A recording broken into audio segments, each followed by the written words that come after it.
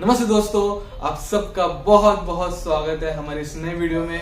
आज हम लोग फाइंड आउट करेंगे आंसर्स उन क्वेश्चंस का जो मैंने आप सभी से लास्ट वीडियो के एंड में पूछे थे।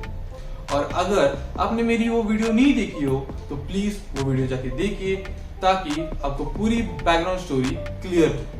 उस वीडियो की लिंक आपको डिस्क्रिप्शन बॉक्स में मिल जाएगी। लेकिन वो वीडियो देखते देखते ये नहीं भूलना है कि आपको ये वापस आके ये वीडियो देखनी है, वरना पता चला इस वीडियो से उस वीडियो में भेजा और वहां से गायब। ये सब होता है बहुत बार, आपको नहीं करना है लेकिन ऐसा, ठीक है? तो दोस्तों वापस आते हैं इस वीडियो में। फ्लैशबैक। तो दोस्तों लास्ट वीडियो के एंड में मैंने आपको दो चार्ट्स दिखाए थे एंड वो चार्ट्स दिखा के मैंने आपसे दो सवाल पूछे। पहला कि ये चार्ट्स किस इंस्ट्रूमेंट के हैं एंड दूसरा कि इससे हम क्या सीख सकते हैं। लेकिन जवाब देने से पहले एक बहुत ही जरूरी बात, मैंने मेरे YouTube के एनालिटिक्स देखे एंड मुझे पता चला कि मेरे व्यूअर्स मेरी वीडियोस देखते तो है लेकिन लाइक नहीं करते एंड सब्सक्राइब तो दूर की बात। तो प्लीज इस वीडियो को लाइक करिए, अपने थॉट्स कमेंट करिए एंड अपने दोस्तों के साथ शेयर भी करिए और सब्सक्राइब करने से बिल्कुल भी नहीं शर्माना है, ठीक है? दबाओ बटन, दबाओ। चैप्टर 1 सवाल का जवाब। तो दोस्तों जो दोनों चार्ट्स है वो दोनों भी निफ्टी 50 के चार्ट्स है। नहीं, मैं नहीं मानता। लेकिन इसमें कैवियट है। जो ऊपर वाला चार्ट है ना वो निफ्टी 50 का इंडियन रुपीस में डिनोमिनेटेड चार्ट है, जो हम लोग रेगुलरली ट्रैक करते हैं। हम लोग कहते हैं ना निफ्टी 50 एट 19,000 20,000, तो वो इंडियन रुपीस में होता है। लेकिन जो नीचे वाला चार्ट है वो निफ्टी 50 का यूएस डॉलर डिनोमिनेटेड चार्ट है। तो बेसिकली हम लोग तो यूज नहीं करते, वो मेजरली फॉरेन इन्वेस्टर्स यूज करते हैं क्योंकि उनकी इन्वेस्टमेंट डॉलर्स में होती है। लाइक वो डॉलर लेके आते हैं, इधर इंडियन रुपीस में कन्वर्ट करते हैं एंड देन इन्वेस्ट करते हैं, इसीलिए वो डॉलर डिनोमिनेटेड चार्ट देखते हैं। और ये जवाब सुन के अभी आपके मन में सवाल आया होगा कि राजीव निफ्टी 50 का इंडियन रुपीस में चार्ट समझ आता है क्योंकि हम लोग रोज वही देखते हैं, लेकिन निफ्टी 50 का डॉलर में चार्ट और इससे हमारा क्या संबंध है? एंड टू बी ऑनेस्ट ये गलत सवाल नहीं, ये बहुत अच्छा सवाल है। It's a good question, literally it's a good question. Good question, you are a good question. क्योंकि दोस्तों लास्ट वीडियो में मैंने आप सभी से ग्लोबल अनसर्टेनिटी के चलते एफआईएस की सेलिंग से लेकर DIIs and Indian retail investors की बाइंग की बात की एंड इतना सब होने के बावजूद भी हमने 20,000 का लेवल आसानी से तोड़ दिया। तो सोचिए अगर एफआईएस इतने क्वांटम में सेल ही ना करते तो, एंड सबसे बेस्ट अगर वो बायर होते तो तब थोड़ी हम 20,000 पे रहते, तब तो हम आराम से 22 एंड 23,000 में झूल रहे होते, है कि नहीं? खैर छोड़ो, बीत गई सो बात गई। लेकिन दोस्तों अब एक बात पे तो विश्वास करते ही होंगे ना, ये वाली, प्रॉफिट दिखता है तो कोई भी झुकता है। तो अगर एफएस को प्रॉफिट होता होल्ड करके या इन्वेस्ट करके तो बेचते थोड़ी, उल्टा और इन्वेस्ट करते, क्योंकि हम इंडियंस के लिए तो ऑल टाइम हाईस ठीक ठाक इंटरवल्स में बन ही रहा था। Chapter 2 markets in rupees. For example ये देखो, इस चार्ट में मैंने कोविड-19 के क्रैश के बाद से इंपॉर्टेंट डेट्स मार्क किए हैं जहां मार्केट्स ने शॉर्ट टर्म टॉप्स बनाए और ये सब क्लोजिंग प्राइस के अकॉर्डिंग है। सो आप देख सकते हैं कि 18 अक्टूबर 2021 को निफ्टी 50 ने 18,477 के प्राइस पे क्लोजिंग दी एंड ये रशिया यूक्रेन वॉर के पहले का हाई है। उसके बाद रशिया यूक्रेन वॉर हुई ऑन Feb 24, 2022, जिसकी वजह से मार्केट्स को थोड़ा शॉक मिला एंड वो नीचे आ गए। अगर आपको जानना है कि रशिया यूक्रेन वॉर का इंपैक्ट हमारी इंडियन इकोनॉमी पे क्या हुआ, कैसे हुआ, कितना हुआ, तो आप मेरा ये आर्टिकल पढ़ सकते हैं। इसमें मैंने डिटेल में एक्सप्लेन किया है कि हमारी इंडियन इकोनॉमी इस वॉर से कैसे अफेक्ट होने वाली थी। और ये आर्टिकल मैंने वॉर स्टार्ट होने के 9 दिन पहले ही अपलोड कर दिया था एंड जो इस आर्टिकल में लिखा है ठीक वैसे ही सब प्ले आउट हुआ। इसकी लिंक आपको डिस्क्रिप्शन बॉक्स में मिल जाएगी। देन आफ्टर वॉर 1 दिसंबर 2022 को निफ्टी 50 ने 18,812 के प्राइस पे क्लोजिंग दी एंड रिसेंटली जब हम लोग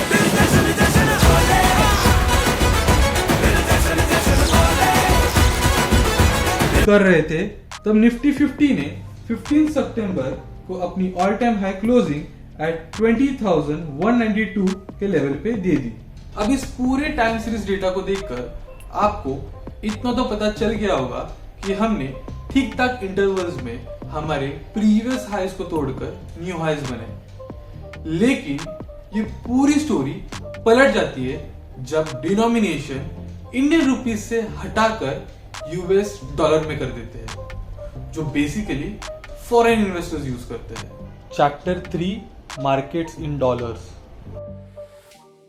तो इसमें आप देख सकते हैं कि 18 अक्टूबर 2021 को निफ्टी 50 ने 245.86 डॉलर्स की हाईएस्ट क्लोजिंग दी एंड उसके बाद 1 दिसंबर 2022 को जब हमने रुपीस टर्म्स में अपना हाई तोड़ा, लेकिन डॉलर टर्म्स में हम लोग नीचे गिर कर 231.41 डॉलर्स तक पहुंच गए एंड अभी रिसेंटली जब हम लोग दिल जशन जशन बोल रहे थे तब भी निफ्टी ने 242.85 डॉलर्स का हाई बनाया।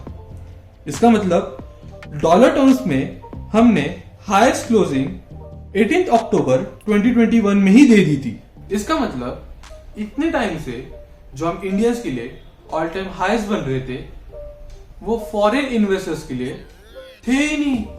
असंभव, असंभव। एंड इसका एकमात्र कारण है हमारा प्यारा इंडियन रुपी और उसकी डिप्रिसिएशन के प्रति लगाव की कहानी। लेकिन इस टाइम आप रुपी पे इल्जाम लगा ही नहीं सकते, नहीं लगा ही नहीं सकते, क्योंकि इस टाइम रुपी की कोई गलती ही नहीं है, क्योंकि इस टाइम रुपी डिप्रिशिएट नहीं हुआ है, डॉलर स्ट्रेंथन हुआ है। First of all, I would look at it as not rupee sliding, I will look at it as dollar strengthening. अरे मुझे चक्कर आने लग गया अब। चलो जोक्स अपार्ट, इसका main reason US Federal Reserve की रिकॉर्ड इंटरेस्ट रेट हाइक थी जिसने डॉलर को जुप करके ऊपर छोड़ दिया एंड रशिया यूक्रेन वॉर के चलते जो क्रूड ऑयल के प्राइसेस में उबाल था उसने हमारे करंट अकाउंट डेफिसिट को ब्लास्ट करके छोड़ दिया,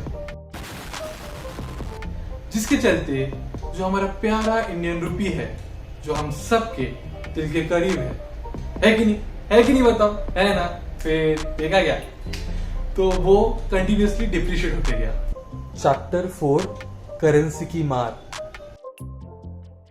जैसे कि आप इस चार्ट में देख सकते हैं, आपको क्लियरली डिफरेंस दिख जाएगा कि 18 अक्टूबर 2021 को जब निफ्टी ने 18,477 का हाई बनाया इन रुपीस एंड 245.86 इन डॉलर्स, तो उस टाइम डॉलर के मुकाबले इंडियन रुपी 75.19 पे था एंड वही 1 दिसंबर 2022 आते आते जब निफ्टी ने 18,812 रुपीस का हाई बनाया एंड 231.41 इन डॉलर टर्म्स, तब तक हमारा इंडियन रुपी हद से ज्यादा डिप्रिशिएट हो गया था एंड डॉलर के मुकाबले 81.16 रुपीस तक पहुंच गए एंड ये अभी रिसेंटली तक ये गिरावट कंटिन्यू होकर डॉलर के मुकाबले 83.04 रुपीस तक पहुंच गई, जिसके चलते हम इंडियंस